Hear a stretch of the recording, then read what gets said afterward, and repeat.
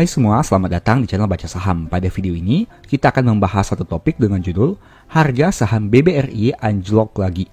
Laba Q2 2024 tidak sesuai harapan. Tapi seperti biasa, semua pembahasan ini bukan rekomendasi dan hanya informasi. Ingat, kerugian kamu tanggung sendiri ya. Video ini dibuat pada tanggal 25 Juli tahun 2024. Artinya, video ini dibuat pada saat BBRI menerbitkan laporan keuangan Q2 tahun 2024-nya. Kamu bisa baca di sini bahwa BBRI membukukan laba bersih secara konsolidasi sekitar 29,9 triliun rupiah hingga triwulan 2 tahun 2024. Angka tersebut naik sekitar 0,95%.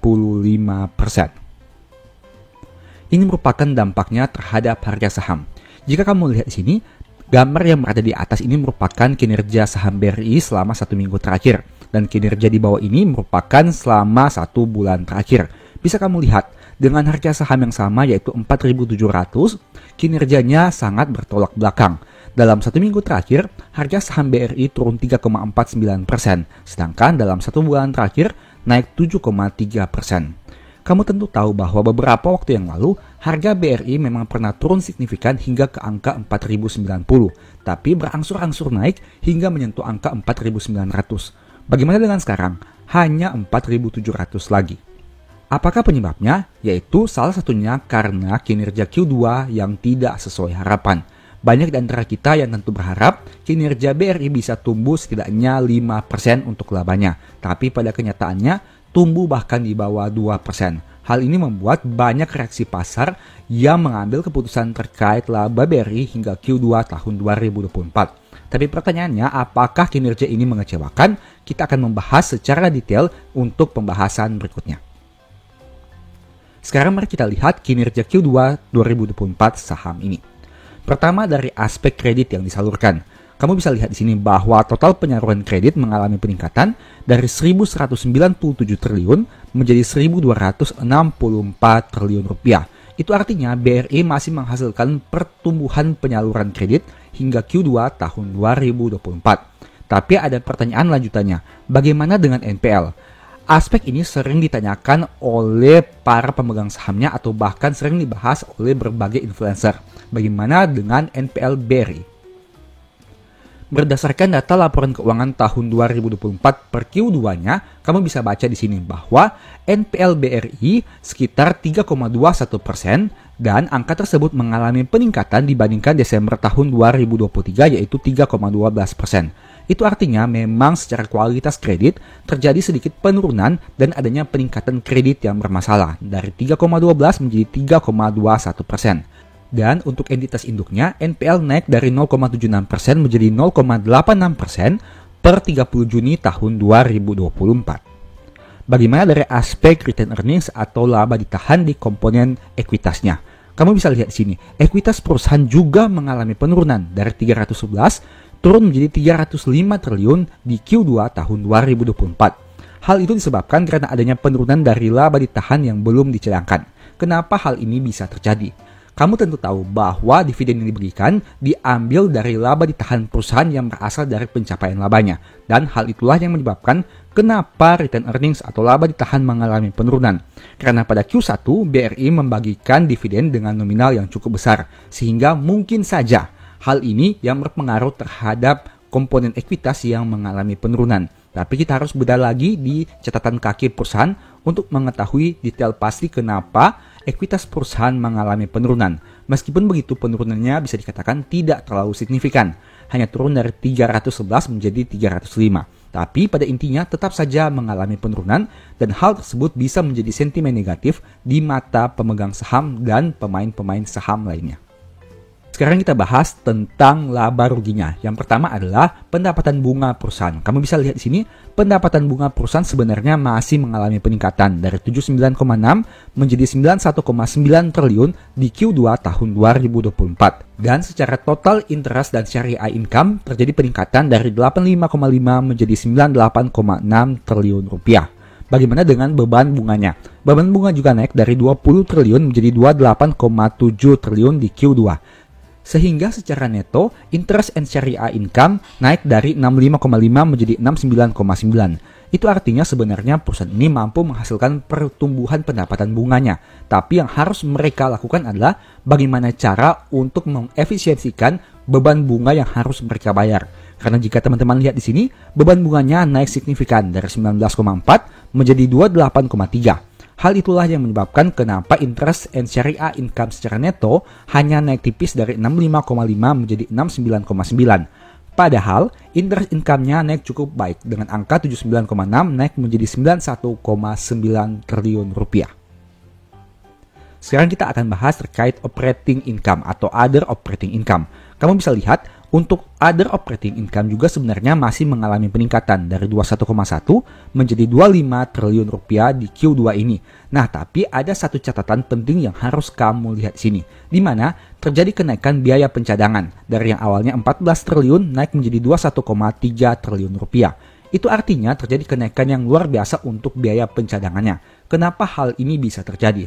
Hal ini sejalan dengan meningkatnya NPL BRI di Q2 tahun 2024 dan adanya kenaikan dari penyaluran kredit. Dua hal tersebut yang akan berpengaruh terhadap biaya pencadangan kredit yang mereka bebankan di laporan laba rugi mereka dari yang awalnya 14 triliun naik menjadi 21,3 triliun rupiah. Nah, hal inilah yang menyebabkan kenapa laba perusahaan tidak bisa tumbuh signifikan, hanya naik tipis dibandingkan Q2 tahun 2023. Meskipun begitu, kamu bisa lihat bahwa BRI masih menjadi saham yang menghasilkan net income terbesar hingga Q2 tahun 2024 ini. Setidaknya hingga video ini dibuat dengan angka 29 triliun rupiah. Tapi sebenarnya apabila biaya pencadangan ini kedepannya akan direversal atau dikembalikan, maka BRI mampu untuk menghasilkan net income yang bisa dikatakan lebih besar lagi daripada 29,7 triliun rupiah.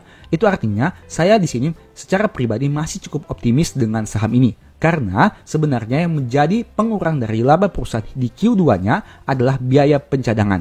Dan ingat, biaya pencadangan ini nantinya bisa direversal apabila NPL perusahaan mengalami penurunan atau dengan kata lain, kualitas kredit perusahaan semakin baik dan baik lagi. Sehingga kita tentu berharap BRI mampu mengefisiensikan perusahaannya dalam hal yang pertama, membuat biaya bunganya menjadi lebih rendah atau dengan kata lain diefisiensikan. Dan yang kedua, membuat NPL mengalami penurunan atau dengan kata lain kualitas kreditnya menjadi lebih baik. Sehingga apabila semakin berkurangnya kredit bermasalah, otomatis biaya pencadangannya juga bisa lebih rendah. Dan hal tersebut bisa mendongkrak laba perusahaan menjadi lebih baik lagi dibandingkan Q2 tahun 2024. Nah, ada satu informasi lagi. Untuk seasonality atau probabilitas BRI dalam 10 tahun terakhir. Kamu bisa lihat di sini, memang di bulan Juli dalam 10 tahun ini, BRI cenderung mengalami kenaikan harga saham, di mana memiliki probabilitas kenaikan hingga 70%. Dan di bulan Agustus, masih memiliki probabilitas yang cukup baik dengan angka 67%. Tapi ingat, di bulan September, biasanya saham ini mengalami penurunan yang cukup signifikan. Contohnya seperti tahun 2023 yang turun 5,8%. Tahun 2020 yang turun 13,3, dan tahun 2019 yang turun 3,5, serta tahun 2015 yang turun 18,5%. Itu artinya kamu tetap harus waspada ke depannya setidaknya dalam 2 bulan ini. Apakah BRI mampu untuk meningkatkan harga sahamnya atau justru mengalami penurunan harga saham. Sehingga yang perlu dipersiapkan adalah bagaimana kamu memiliki dana cadangan untuk melakukan average down apabila memang masih percaya dengan saham ini.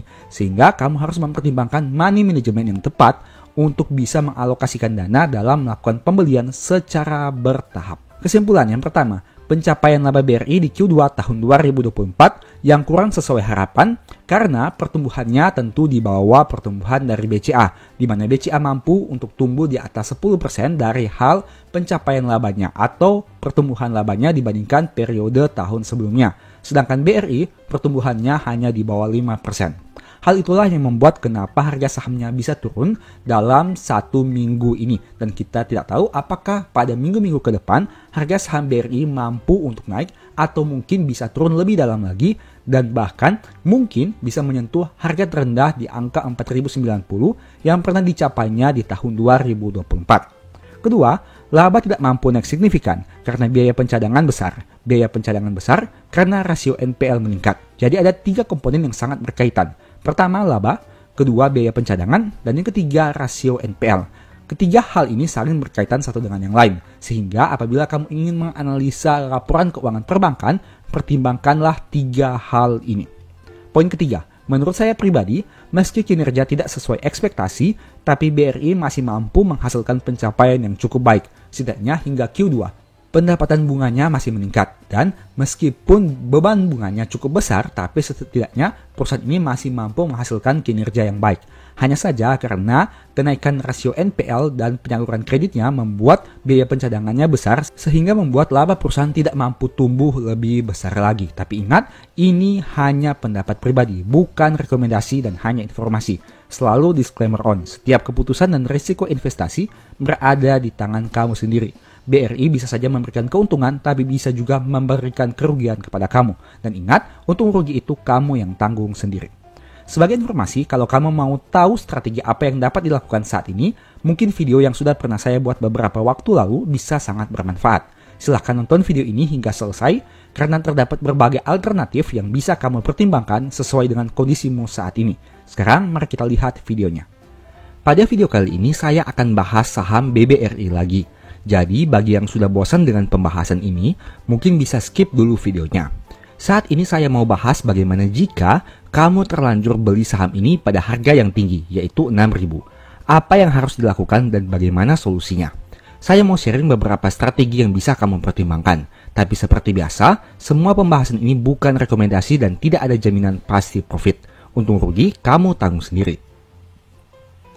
Seperti yang kamu tahu, saham BRI pernah berada pada angka tertinggi, yaitu 6.450. Artinya, mungkin ada beberapa di antara kamu yang terlanjur beli saham ini pada harga 6.000-an. Dan ironisnya, di pertengahan tahun 2024 ini, harga saham BRI turun terus bahkan hingga ke angka di bawah 5.000. Dengan kata lain, apabila kamu beli saham ini di harga 6.000, berarti paling kurang kamu sedang floating loss sebanyak 20% atau lebih. Kondisi ini cukup jarang terjadi, di mana saham BRI yang merupakan perusahaan dengan laba terbesar di Indonesia mengalami penurunan harga di atas 20% hanya dalam waktu singkat. Kalau diamati grafik harga saham BRI selama 10 tahun terakhir, kondisi tahun 2024 ini mirip seperti tahun 2020, meski penurunannya belum separah saat krisis. Kamu bisa bandingkan grafik harga sahamnya pada kotak berwarna merah di bawah ini. Pertanyaannya, apakah penurunan harga BRI ini wajar? Mengingat tahun 2024 tidak terjadi krisis dan laba BRI masih bisa tumbuh dengan baik. Untuk menilai wajar tidaknya penurunan harga BRI, mari kita lihat dari aspek PBV. Data di bawah ini menunjukkan bahwa saat terjadi penurunan harga yang signifikan di tahun 2020, PBV BRI turun sangat dalam, bahkan hingga di bawah 1,5 kali, dari yang awalnya di angka 2,5 kali. Sedangkan untuk tahun 2024, PBV BRI hanya turun ke angka 2,2 kali, dari yang awalnya sempat menyentuh angka 3 kali. Itu artinya apabila membandingkan aspek PBV saja, kita bisa menyimpulkan bahwa harga BRI tahun 2024 awalnya memang sudah cukup premium, dengan angka PBV 3 kali, sehingga wajar jika mengalami koreksi. Selain itu, koreksi yang terjadi saat ini bisa dikatakan masih cukup masuk akal, karena penurunan PBV belum separah tahun 2020. Memang PBV BRI tahun 2024 turun di bawah rata-rata 10 tahun terakhir, tapi setidaknya belum menyentuh minus 2 standar deviasinya. Kondisi ini tentu berbeda dengan tahun 2020 yang bahkan turun jauh lebih rendah dari minus 2 standar deviasinya.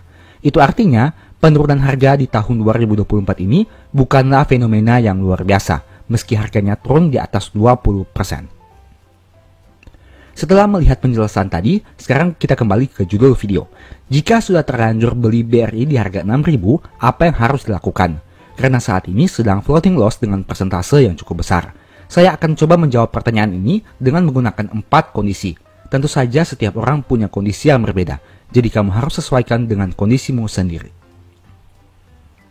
Ini merupakan 4 kondisi. Yang pertama adalah masih punya sisa dana average down, tapi uang di saham BRI belum akan digunakan minimal 3 tahun ke depan. Kondisi 2, tidak punya sisa dana average down, dan uang di saham BRI belum akan digunakan minimal 3 tahun. Kondisi ketiga, masih punya sisa dana average down, tapi uang di BRI akan digunakan minimal dalam waktu 3 tahun. Dan kondisi keempat, tidak punya sisa dana average down dan uang di BRI akan digunakan minimal 3 tahun. Kita bahas satu persatu. Kondisi pertama, uang di saham BRI belum akan digunakan dalam waktu 3 tahun ke depan dan masih punya sisa dana untuk average down. Mereka yang ada pada kondisi ini sebenarnya bisa dikatakan masih baik-baik saja. Meski beli BRI di harga 6.000, dana tersebut belum akan digunakan dalam waktu minimal 3 tahun. Artinya, kamu masih punya peluang yang sangat besar untuk menunggu harga BRI naik lagi, bahkan mencetak all-time high yang baru. Dengan kata lain, kamu belum berada pada opsi terburuk, yaitu cut loss. Malahan, kamu masih punya dana untuk average down. Artinya, masih ada kesempatan untuk membuat harga rata-rata menjadi lebih rendah. Meski awalnya kamu beli di harga 6.000, tapi apabila kamu average down pada harga yang lebih rendah, harga rata-rata kamu akan di bawah 6.000. Misal, jika awalnya kamu beli saham BRI di harga 6.000 sebanyak 100 lembar, berarti harga beli kamu adalah 6.000. Tapi jika kamu masih punya dana untuk average down dan beli lagi di harga 4.500 dengan jumlah lembar saham yang sama, harga rata-rata kamu bukan lagi 6.000 tapi menjadi 5.250. Artinya, untuk bisa balik modal, kamu tidak perlu menunggu harganya balik ke angka 6.000, tapi cukup dengan harga BRI naik ke angka 5.250, kamu sudah balik modal. Inilah tujuan sebenarnya dari average down, yaitu membuat harga rata-rata menjadi semakin optimal. Saya sudah bahas banyak video di channel Baca Saham yang membahas tentang average down. Kamu bisa nonton lengkapnya pada video-video itu. Solusi untuk orang yang berada pada kondisi pertama. 1. Tidak usah panik dengan harga BRI yang turun signifikan, karena uang yang ada di saham juga belum akan digunakan dalam waktu dekat. Kedua, secara teori, BRI memiliki kemungkinan yang cukup besar untuk kembali ke harga tertingginya, meski kita tidak tahu kapan itu akan terjadi. Jadi, kamu hanya perlu sabar menunggu. Ketiga, kamu sebenarnya tidak ada beban apa-apa. Tidak usah terlalu banyak lihat pergerakan harga setiap hari, karena itu akan membuat psikologi menjadi kacau. Uang di BRI belum akan diperlukan dan masih punya dana untuk average down. Artinya, kamu fokus saja mencari harga terbaik untuk melakukan average down, agar harga rata-rata menjadi lebih rendah. Hal itu memberikan kesempatan kepada kamu jika nanti BRI balik ke angka 6.000, kamu tidak hanya sekedar balik modal tapi malah memperoleh profit. Kondisi kedua, uang di saham BRI belum akan digunakan dalam 3 tahun ke depan tapi sudah tidak punya sisa dana untuk average down.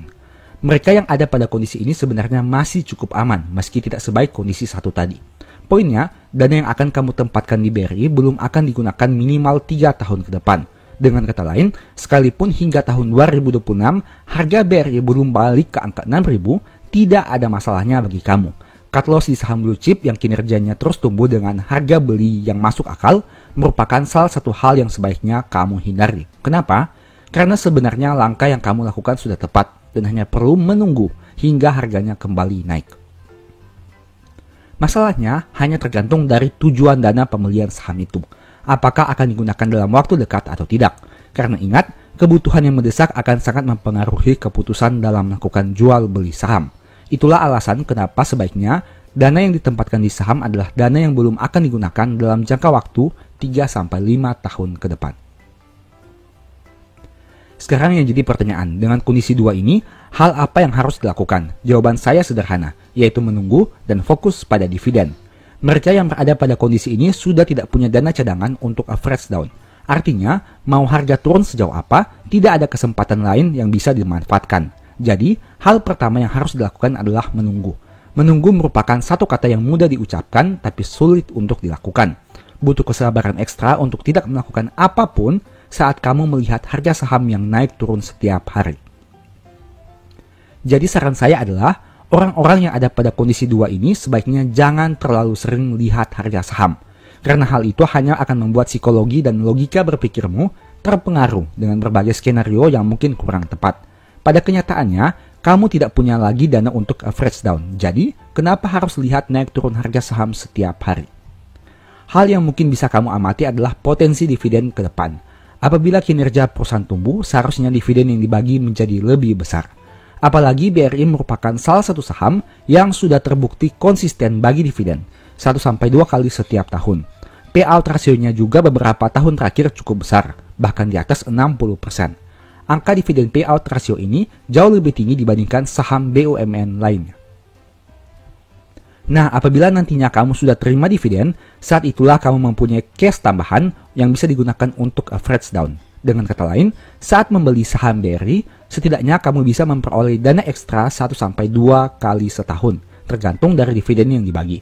Saat dividen itu sudah masuk ke rekening, barulah kamu bisa fokus melihat harga saham yang naik turun untuk mencari titik average down berikutnya. Langkah ini sederhana, tapi tidak mudah, karena yang harus dilakukan adalah menunggu.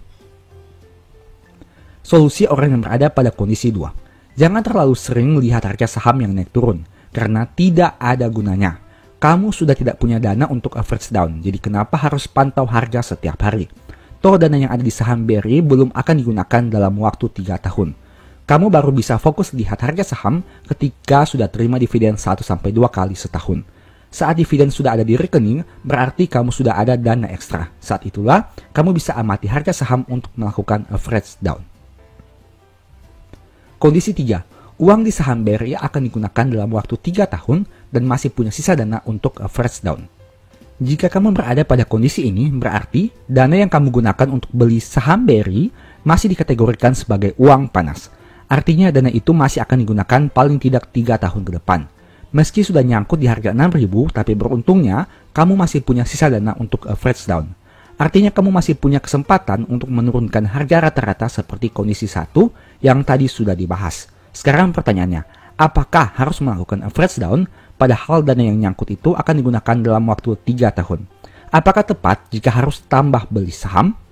Jawaban saya tergantung. Seberapa yakin kamu harga saham BRI akan naik dalam waktu 3 tahun ini? Dan yang lebih penting, apakah kamu siap menghadapi risiko terburuk jika ternyata harga BRI belum naik hingga 3 tahun ke depan? Apa tindakan yang akan kamu lakukan jika ternyata harga BRI belum naik saat dana tersebut dibutuhkan? Kamu harus jawab 3 pertanyaan itu dulu sebelum ambil keputusan apakah akan average down atau tidak. Setiap orang punya kondisi dan risk profile masing-masing. Jika kamu siap menghadapi risiko terburuk, silahkan maju. Tapi jika tidak atau kamu ragu-ragu, sebaiknya jangan lakukan average down, karena hanya akan membuat portofolio dan psikologi semakin parah saja.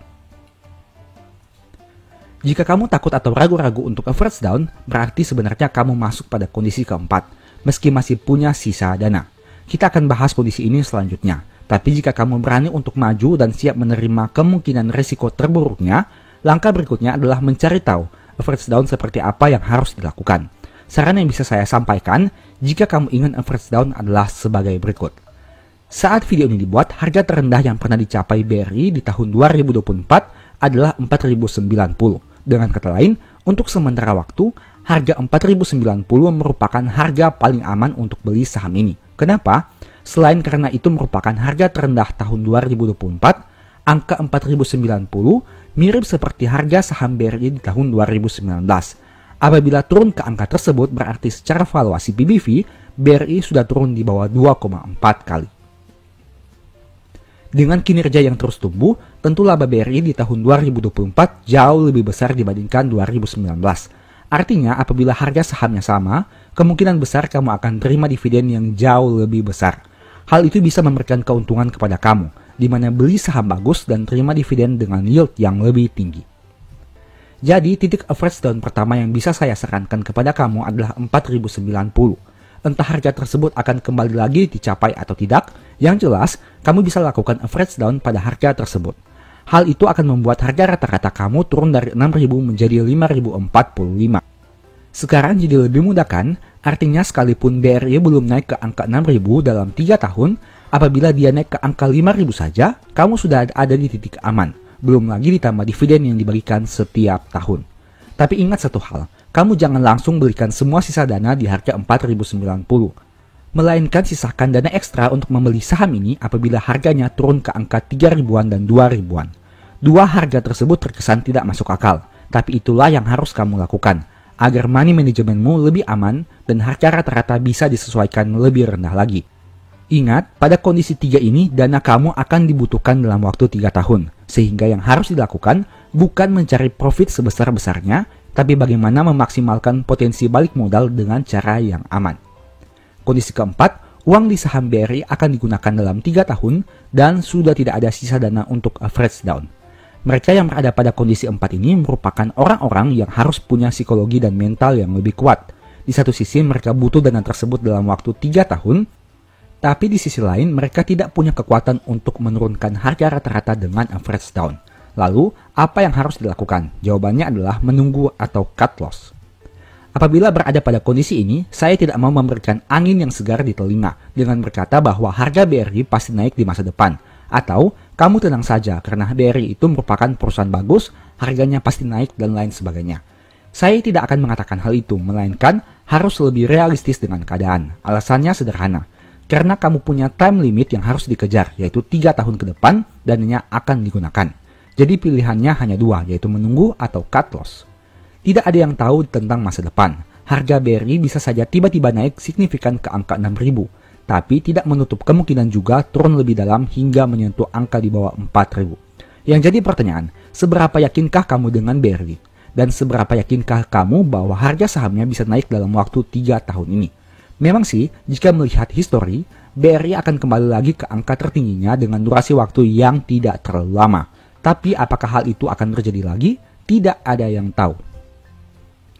Artinya kamu diberikan pilihan apakah bersedia menunggu dalam waktu 3 tahun, ataukah memutuskan untuk cut loss saja dan langsung mendapatkan dana segar dari penjualan saham. Jika saya menjadi Anda, hal inilah yang akan saya lakukan.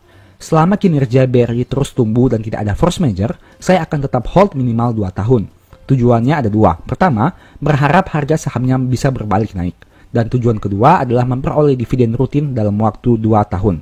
Dengan begitu, diharapkan dividen yang diterima bisa mengurangi sedikit floating loss yang ada di portofolio.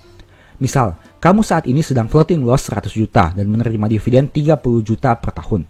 Berarti dalam waktu 2 tahun kamu akan dapat dividen 60 juta. Dengan begitu, apabila harga sahamnya tidak bergerak kemana-mana, floating loss kamu jadi semakin kecil dan hanya menjadi 40 juta saja. Nantinya, kita lihat lagi di akhir tahun kedua. Apabila harga saham tidak bergerak signifikan dan sudah butuh dananya, barulah di cut loss. Tapi, apabila harga saham bisa naik lagi, kamu bisa jual di harga modal dan menerima keuntungan dari dividen selama 2 tahun. Yang jelas, tahun ketiga nanti akan jadi penentuannya. Di sini kamu juga harus mempertimbangkan risiko. Bisa saja di tahun depan harga bukan naik tapi malah lebih turun. Artinya, meski ada potensi terima dividen setiap tahun, kamu juga punya potensi mengalami floating loss yang lebih besar apabila harga tambah turun. Jadi hal itulah yang harus kamu pertimbangkan. Pilihannya 2. Apakah cut loss di harga sekarang dan memperoleh uang dengan nominal yang pasti, ataukah menunggu 2-3 tahun ke depan dengan adanya potensi harga saham yang naik atau turun? Apapun pilihannya, tentu saja ada risiko.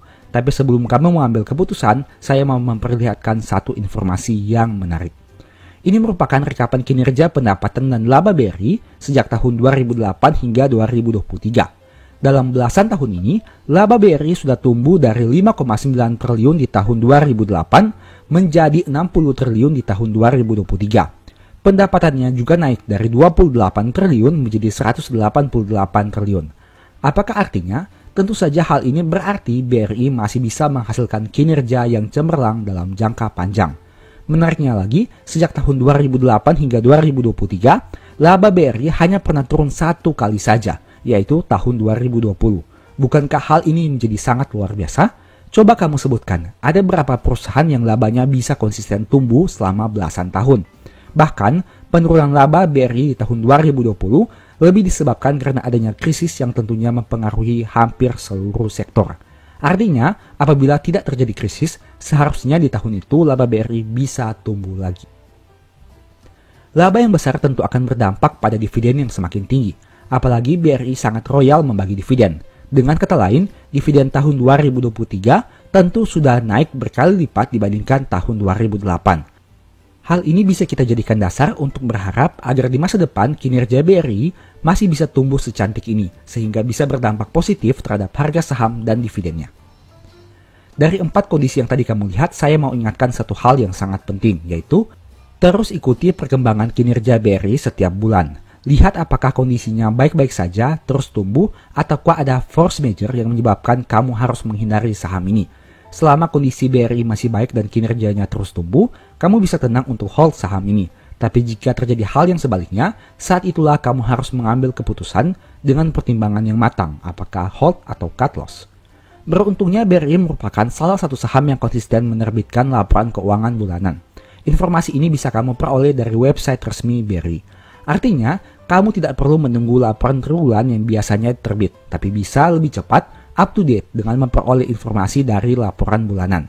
Hal ini menjadi salah satu privilege bagi mereka yang tertarik dengan saham ini, karena bisa rutin update kinerja. Pertanyaannya, pada tahun berapa kamu diberikan peluang untuk membeli BBRI dengan harga 35% lebih rendah dari harga tertingginya? Kondisi ini memang pernah terjadi tapi tidak sering. Mungkin kesempatan ini hanya akan kamu temukan saat terjadi krisis besar atau krisis minor pada saham-saham perbankan. Meski begitu, tentu ada satu pertanyaan lagi yang mengganjal. Kita berbicara bahwa ada potensi kenaikan 35% jika harga saham BRI ke angka 6.450 dengan harga saat video ini dibuat yaitu 4.750. Pertanyaannya, apakah kamu yakin harga BRI bisa kembali ke angka itu? Jawabannya adalah tidak tahu. Tidak ada seorang pun yang tahu masa depan dan kita tidak tahu apakah harga BRI akan kembali naik atau malah turun lebih dalam lagi dari harga saat video ini dibuat. Yang jelas, apabila melihat data secara historikal dalam 5, 10, bahkan 20 tahun terakhir, BRI selalu mencetak harga tertinggi terbaru. Mari simak beberapa fakta berikut ini. Pertama, harga tertinggi di tahun 2015 kembali dicapai lagi di tahun 2017. Kamu bisa lihat berdasarkan tampilan grafik yang ada. Kedua, harga tertinggi di tahun 2018 kembali dicapai lagi di tahun 2019. Ketiga, harga tertinggi di tahun 2020 kembali dicapai lagi di tahun 2021. Keempat, harga tertinggi di tahun 2021 kembali dicapai lagi di tahun 2022. Kelima, harga tertinggi di tahun 2022 kembali lagi dicapai di tahun 2023. Dan yang keenam, harga tertinggi di tahun 2023 kembali dicapai lagi di tahun 2024. Dari 6 contoh ini saja, sejak tahun 2015 hingga tahun 2024, kamu bisa lihat. Faktanya, harga saham BRI kembali ke harga tertinggi, bahkan mencetak harga tertinggi terbaru. Tapi tentu saja, ini tidak bisa berlangsung hanya dalam waktu 1 minggu, 1 bulan, atau bahkan 3 bulan saja. Kamu harus memiliki periode waktu yang lebih panjang, misalnya 1 hingga 2 tahun, agar harga saham bisa kembali ke harga tertingginya. Tapi ingat, ini hanya historical data. Kita tidak tahu di masa depan seperti apa. Bisa saja mencapai harga tertinggi terbaru, tapi ada kemungkinan juga harganya malah turun lebih dalam. Pertanyaannya, bagaimana dengan harga tertinggi di tahun 2024 sebesar 6.450? Apakah akan kembali dicapai di tahun 2024, 2025, atau tidak akan pernah dicapai lagi? Mari kita lihat dan tunggu saja perkembangan harga saham BBRI secara real. Yang jelas, kalau ditanyakan kepada saya pribadi masih cukup optimis nantinya BRI akan kembali ke harga tertinggi, yaitu 6.450.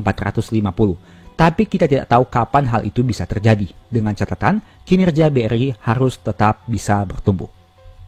Nah, tadi kita sudah bahas bahwa potensi balik modal dari dividen selama 5 tahun mungkin sekitar 21%. Jika dijumlahkan dengan potensi kenaikan saham ke harga tertinggi sekitar 35%, artinya saham BRI ini sebenarnya masih menawarkan peluang keuntungan hingga 56% dalam jangka panjang.